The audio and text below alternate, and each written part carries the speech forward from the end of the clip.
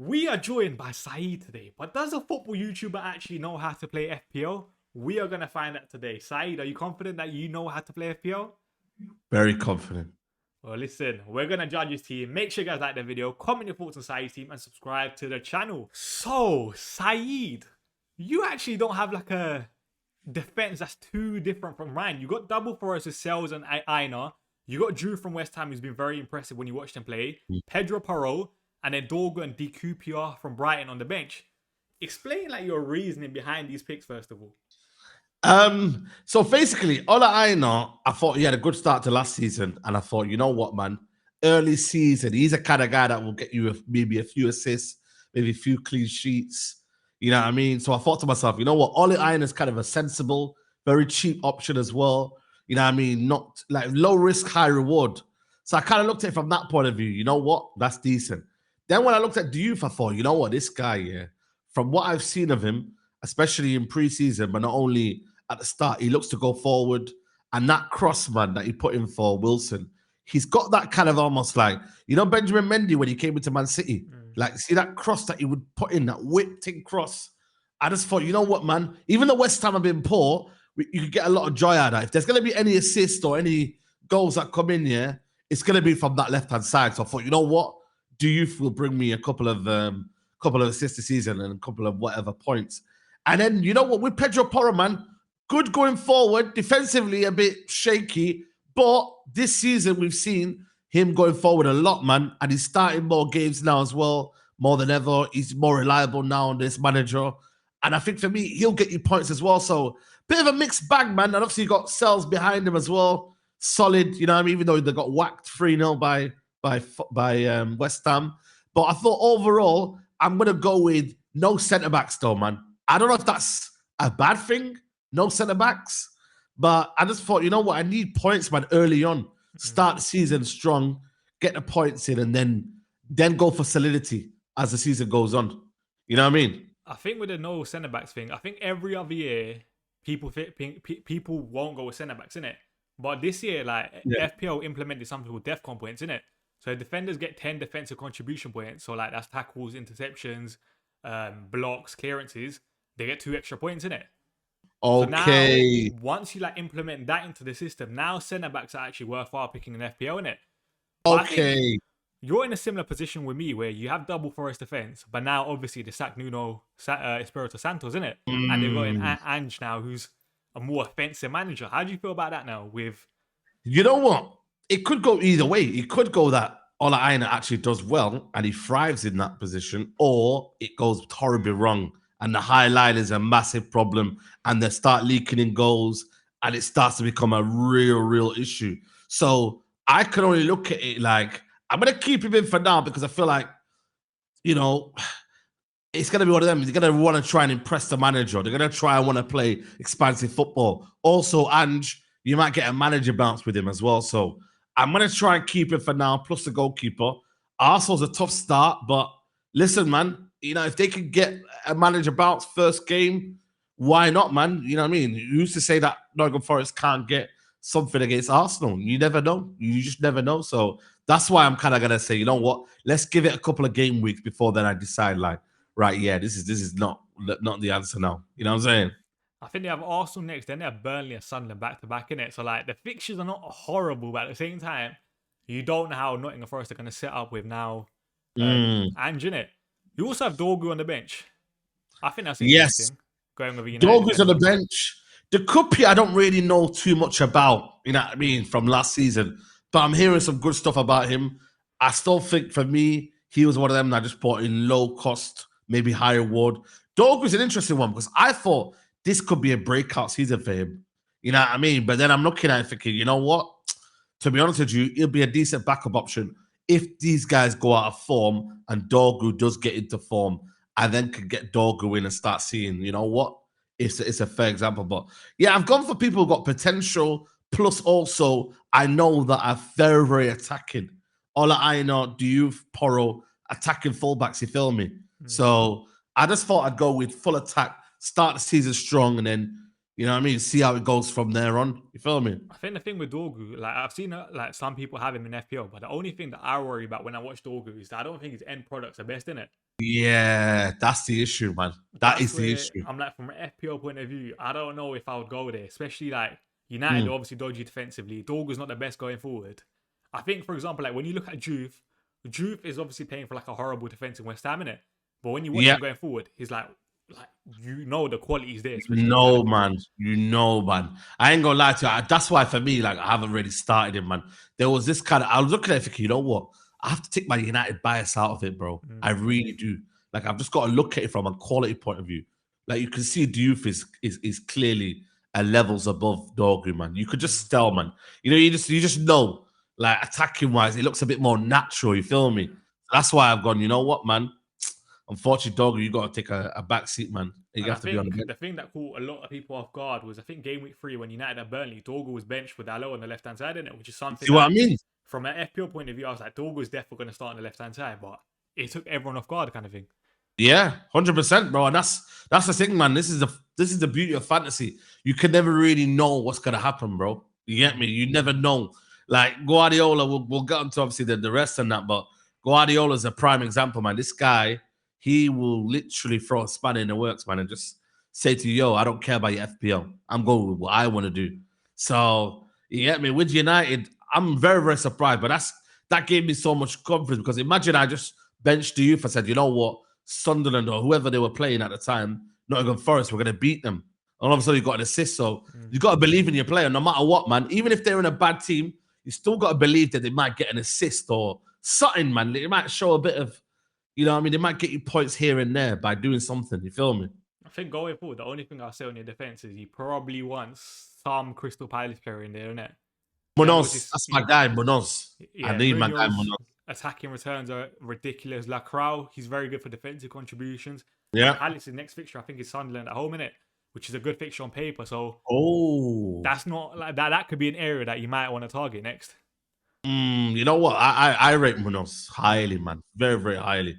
I don't know where they've actually got him from, man, but I think it was he performs Genk, for. I think. Yeah, man. What a signing that was, man. You know what I mean? I don't know how much it cost them, but very, very good signing. And he suits their system fantastically, man. He's almost like a winger, man, which is crazy, man. Like he's so direct and yeah, man, top quality, man. I ain't gonna lie to you. Yeah, but let's get onto your midfield because that's where I'll be honest, I'm very, very jealous. You know what it is, yeah? Obviously, I had Cole Palmer in it. And by the way, yeah, I did a rookie mistake. Why isn't FPL now? Can you explain to me why FPL didn't take out Cole Palmer if they knew he was going to be injured? Like, normally they take him out and put in someone off the bench. They didn't No, do that, bro. no, they probably did, but when you're looking at, you have to look at it from your point system, innit? Where it says points and not pick team. In where it says points, whoever like you had first on the bench for Palmer would have come on. But when you're looking at pick team, it will still stay the same as the previous week, innit? Oh, right. Okay. So now it's obviously got Ndai there, man. And I ain't gonna lie to you, he didn't really do much against Lee's first game. Mm. But bro, he's such a very, very gifted footballer, man. He's so exciting, gets goals, gets an assist. Him and Grealish are tearing it up right now. Yeah, I mean, I don't know if he's playing in the 10 role now. Is he Nah, is he in the 10 role? he's been playing, so Grealish has been playing on the left, Drewsbury Hall's been playing number 10, and then Dyer's been playing on the right hand side. Oh, right, okay. So like, But they're all interchanging, though, innit? They're yeah, all moving around. and the thing is, yeah, like the 2 goals that he has scored in the previous 2 weeks have been brilliant balls in from Grealish and Drewsbury Hall down the left hand side, innit? And then Dyer is pretty much like crushing the box, making that late run, and he's finding himself in like good position for goal scoring. And plus, Yeah. in Dyer, he should still be on penalties for Everton, innit? Which is why I think that's a very good pick in FPL. Yeah, man. Very, very good. I can't lie to you, man. And Dai is an exciting player. I think they've got Villa at home next, which should be decent for them as well. Strong. You know, they want to maintain that. Villa have got no wins in the first 3 games. So that should be a tricky one for them. West Ham, Kudus is going back to his old club. I've got him in my team. I ain't going to lie to you. For me, even if you look at it from his ball carrying ability, like just in general, he's always going to be involved in the game no matter what, man. I feel like, yes, last season, he wasn't clear in terms of goals and threat, but now with Javi Simmons and, you know what I mean, there's more, Colomwani now. There should be a bit more kind of talent around him, bro. I see you shaking your head. You're not convinced. You see, this is the one where it's a bit controversial when it comes to the FPL community because a lot of people have Kudos. I think Kudos is like the third or second most owned midfielder in FPL right now, isn't it? Wow. But at the same time, when I watch Kudos, and I've watched him at West Ham, obviously now at Spurs, he just don't score enough goals, kind of thing, innit? Like he'll Yeah, always be the I one like agree with carrying you. the I ball. agree with you. Let's see now if Javi Simmons maybe it helps him with like creativity that Kudos can maybe get a bit more forward. But Kudos just don't take shots. Like the last 2 games, I think he's had an extra 0. He hasn't had any shots in the last 2 games. That's where Yeah. I'm always like midfielders get more points for scoring goals and assists in the FPL, innit? Which is why I'm like, I don't think Kudos, like I don't think he's a bad pick because obviously Tottenham had good fixtures. Thomas Frank is a brilliant manager, but the way the FPL community talk about Kudos, I'm just not on the same like Same hype, wavelength. Yeah. yeah, kind of thing. Yeah, no, I hate him, man. I think for me, that's something that he has to improve in his game, man. Get more goals. You know what I'm saying? But you'd hope now with a better manager and a better platform, he can do that, bro. But it's something that has been his problem because he hasn't really had also like a position. You know what I mean? Like, is he off the right? Is he a 10? Is he, you know what I mean? But now it seems like he's playing a bit more freely now. He's But I in a think good. like when you watch Tottenham, I feel like Kudos is the one like he stays quite wide, innit? Yes. Like he's not really used how maybe like Mbeumo was for like Brentford under Thomas Frank. He's used completely Yeah. differently, which is why I'm like, I don't know with Kudos, isn't it? Like I still think, for example, Xavi Simmons, if he comes in, could be a very exciting FPL asset. Obviously, Richarlison started the season well, and Solanke's injured right now, so that could be a brilliant pick. That's why I'm like, I don't know. Like, obviously, the price point that Kudos comes in is very, very good for FPL, but I'm not convinced. Okay, okay. I've also got Semenyo. I'm sure you lot are convinced about that brother here. Yeah. You get me? He's right now. He can be a purple patch player. You know what I mean? I'm not saying that his form does continue for the whole season. There are parts where he does go missing, but at the start of the season, you wanna cash in. You wanna get your you wanna, you know what I'm saying? You wanna make sure you get Semenyo in right now. He had a brilliant game against Tottenham. Is at home now against Brighton. Expected to win that game as well. Bournemouth at home. So I'm not gonna lie, I'm looking at that one and thinking, yo, Semenyo at home, he could be the guy that, you know, in the home games, he could really, really get you the points. Away from home, maybe not so. I don't know. It depends. But at home as well, definitely. I don't know if majority of his goals have come at home in his career. We'll have to wait and see if there's a stat for that one. But yeah, Semenyo, left foot, right foot, takes the most shots. I think, you know what I mean? He had the You talk fourth about the most shots opposite. in the Premier League last year. Yeah.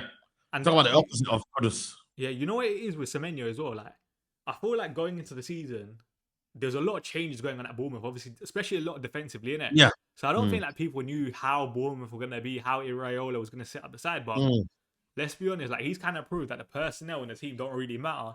He's just the top manager that will platform his players the best possible way, innit? Facts. And that's 100%. where like Semenyo started the season very well against Liverpool. Obviously, Bournemouth lost, but scored 2 goals against even Tottenham. He didn't score, but there was a couple chances that he had, especially for like the David Brooks cross. He had that header in it, where like Semenyo got close, and overall like his performance levels are very, very like he's one of the best wingers in the league, innit?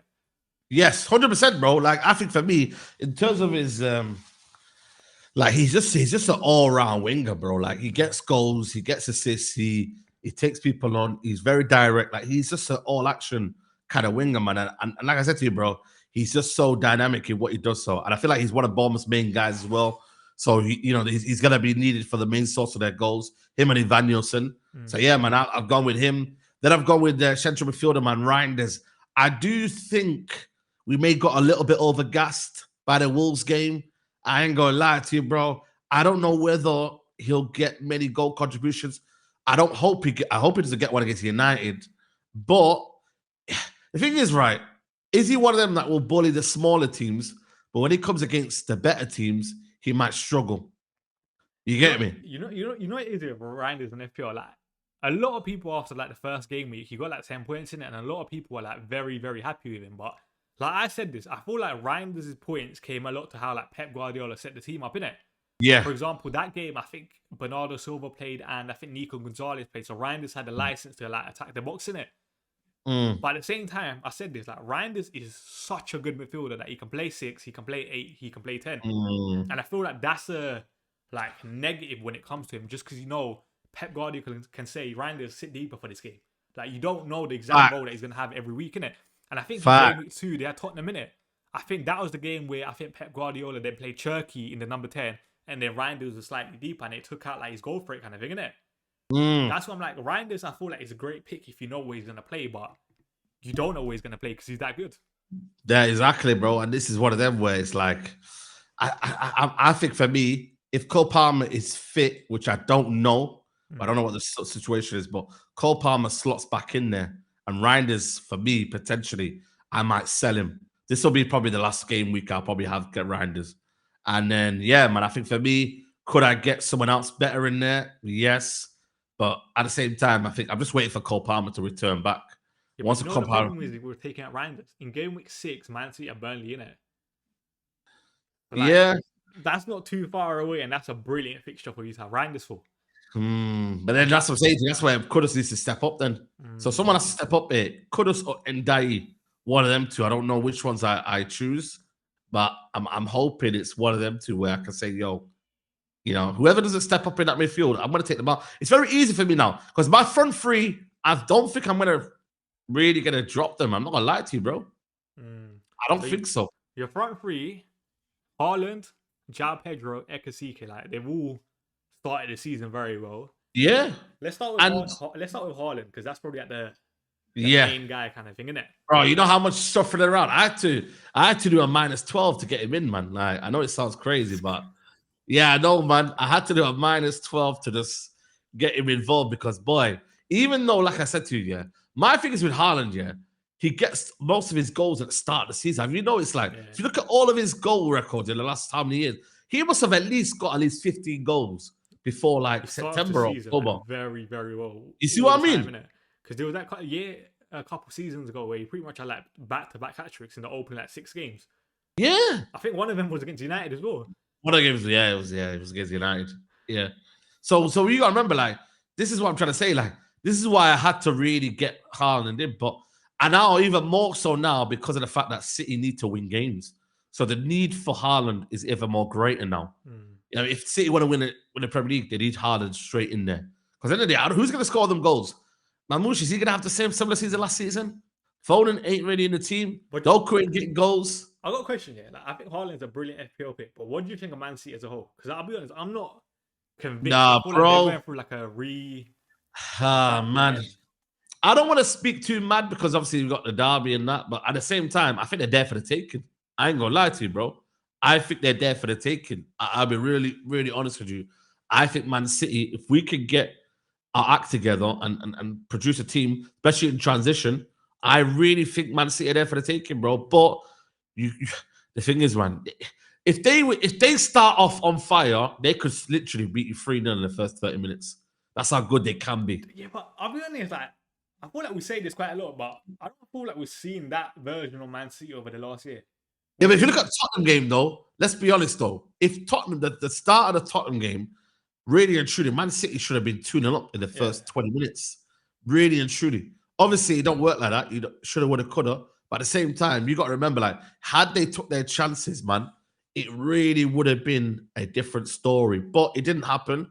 It is what it is. But like I said to you, they're very, very vulnerable, bro. Very vulnerable.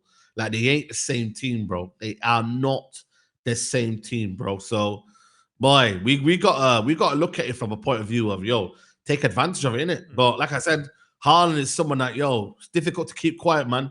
Like, our defense, I'm more than confident that they can do it. But at the same time, you can never.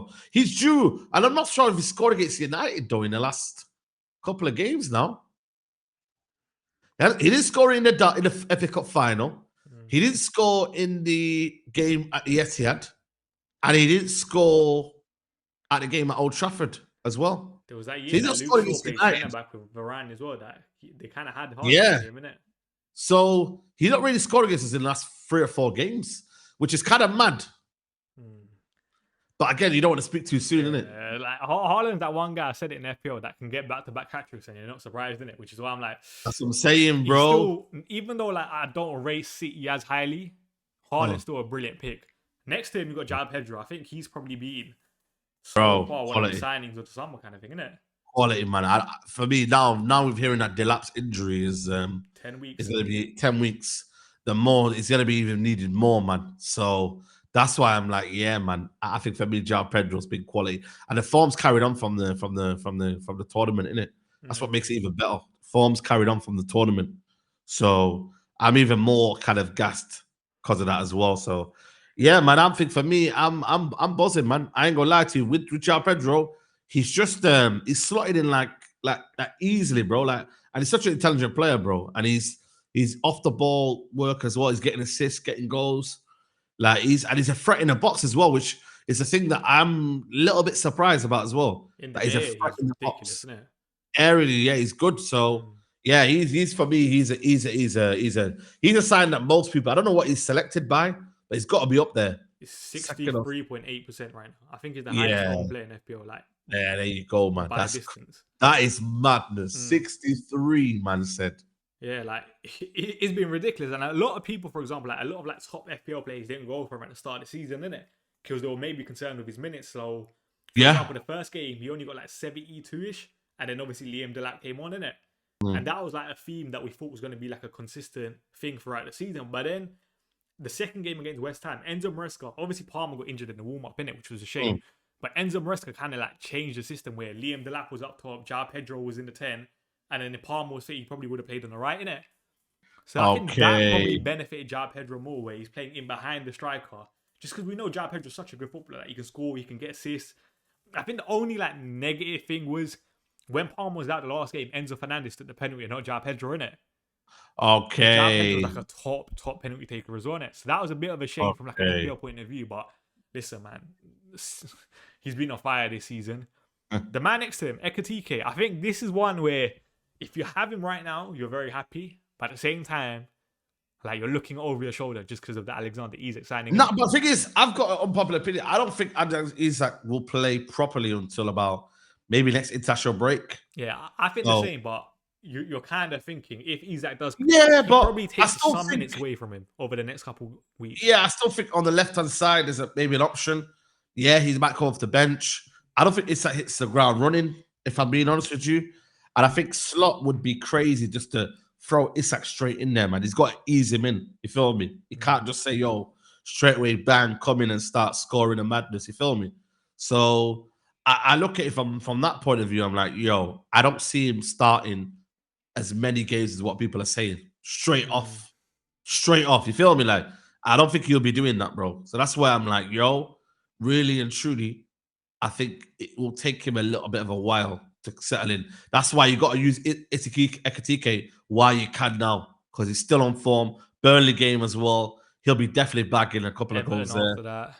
Everton after that. You know what I mean? So, boy, this might be I think Liverpool's next couple of games are quite nice, you know, until Burnley, Everton, then they have Crystal Palace, and then Chelsea, and then Manchester United after the international break. Yeah. So it's not as bad as what it seems, you feel me? And the Champions League games in between aren't that crazy as well. So yeah, man. I think for me, like, this is a very, very good pick by the Ekatike, man. I don't know what he's picked by as well. What's his percent? I'm not too sure, but I'll be honest. He's a weird one because obviously, like, me and Ty do are like top 10 transfers in and top 10 transfers out, like ranking in it. Ekatike this week, a lot of people bringing him in like he's in the top 10 for transfers in, but he's also in the top 10 for transfers out. So like some people are like happy. How much is Isak, by the way? How much is Isak? 10.4 right now. Well, that's cheap, you know. Like he comes in at very good price point once he starts playing games for Liverpool and stuff, innit? But I think for now, a lot of people are gonna avoid Isak just because I think he's a bit too risky. Avoid him until like I said, I think he only came in. How many minutes did he get yesterday against Kosovo? I'm not sure. I think he came on in the 81st minute. I think it was. There you go, man. That's less than 10 minutes, bro. You get realistically, his first start is probably going to be Southampton in the League Cup. So they have Burnley, then I think they have you know what? Everton, then they have Southampton. Yes. But then realistically, against Southampton, you'll probably get 60 minutes, if that. Yeah. That's a shout. So 60 minutes against Southampton. But then after that, do you really expect Isak to come straight in against Crystal Palace or a good defense, and then Chelsea are probably one of the strongest sides in the Premier League, innit? Yeah.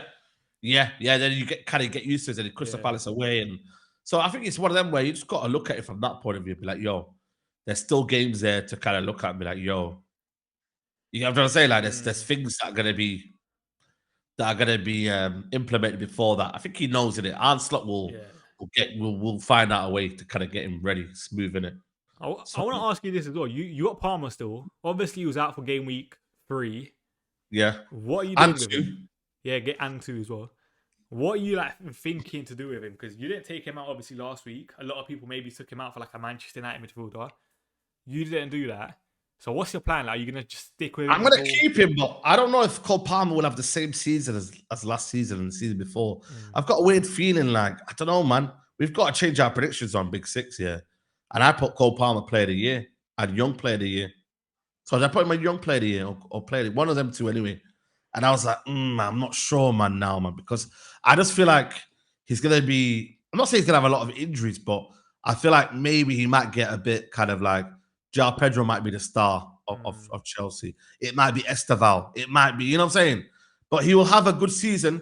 But like, can he reach the heights of what he had in the first season? That's where I'm a bit like, I don't think like in terms of like goal contributions, he's going to hit that. Because I feel like that Pochettino season, everything was going through Cole Palmer. Like it was Cole Palmer. That's what I'm saying, bro. Like Maresca's a bit more like system, like a bit more rigid. Yeah, bro. Now you're on my kid. Like, that's what I'm saying, bro. So he's like more system based. So that's why I'm like, I think, is that going to be the same? And you know what? Another problem I have with Cole Palmer and like Maresca's setup, I think at times when like Caicedo and Enzo Fernandez play deeper, in possession, Enzo Fernandez then takes up like the right 10 row, innit? And then Cole Palmer takes the left 10 row. And I don't think Cole Palmer's as effective in that left 10 area compared to like the right 10 or the right wing area kind of thing, innit?